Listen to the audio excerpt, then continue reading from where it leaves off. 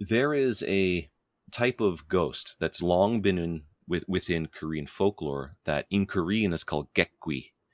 Now, translated, that can mean roughly a wayfaring ghost or a traveling ghost. Gui comes from the Chinese character that can be translated as ghost. So Hongui and things like that, the spirit of humans. Or Kuishin is another way to say it. For the and Gek can mean, in modern times, it can be used to mean kind of like a customer. But it means a traveler as well. So the traveling ghost, the Gekgui. Koreans believed in times past that Gekgui were the ghosts of people who died tragically while traveling. And they returned as these vengeful ghosts that hated the living. And they would then actively seek out human travelers. And when they found a traveler that they liked, they would attach themselves to the traveler. The traveler could return home, and then the Gekgui would release itself, and it would then be in the home, where it would become a nuisance, it would become a torment, it would cause problems within the home. It was said to cause illness, and in some cases, it was said to cause death. So I started sharing this on the tour just about a year and a half ago, because after the tour, one tour, but a year and a half ago, a little bit more than a year and a half ago, there was a man traveling the world from Hawaii, and Korea was his last stop. And he joined the Dark Side of Seoul tour as one of the last things that he did. And he enjoyed the tour. He left. I think he was leaving Korea like the next day or a couple days after. And he went back home to Hawaii. After about a week of being home, he sent us an email. Or sent me an email. And he said, are there any ghosts in Korean folk belief that can travel? And I responded and said, well, yes, there's the Gekgui. And then I explained it to him like I just did. And I asked him why.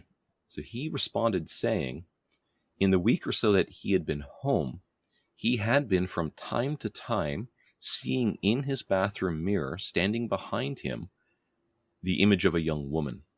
And every time he would turn around, there was no one there. And he said he believed she was Korean because, well, she had Korean features, facial features, and she was wearing what looked like to be a traditional Korean dress, which is called hanbok. And he said that, if that wasn't frightening enough, what was really frightening about her is that she was soaking wet. Now that rang some bells for me, because in a lot of the legends, the lore about the Gekgui, they're said to be people who died from drowning. So he asked, what should I do? And I said, well, first thing you should probably do is just get checked. Go get a health check. You've been traveling the world for 3-4 months. Make sure, you're healthy. It's not just jet lag. You may have gotten a bug somewhere in the countries you visited. Just make sure you're healthy. Get a health check. And I said, but barring that, if you continue to see what you believe is an apparition, and you do really think it's Korean, you should ideally seek out a Korean shaman. Now, Korean shamanism is the only endemic religion to Korea that's ancient. Every other religion, from Buddhism to Confucianism, Taoism, then later to Christianity, Judaism, and Islam, have all been introduced. The shamanism, which is an animistic religion, is the only religion that's actually from Korea, that's really, really old, and it's still being practiced today. So I said, these are the people who are the shamans, or the experts in the systems of belief regarding folkloric ghosts in Korea. So that's the kind of person you should get in touch with. And I told him, I said, you might have a hard time finding one in Hawaii, but you never know. There's a decent population of Koreans in Hawaii. You might find a few. So I said, I'll help you track one down.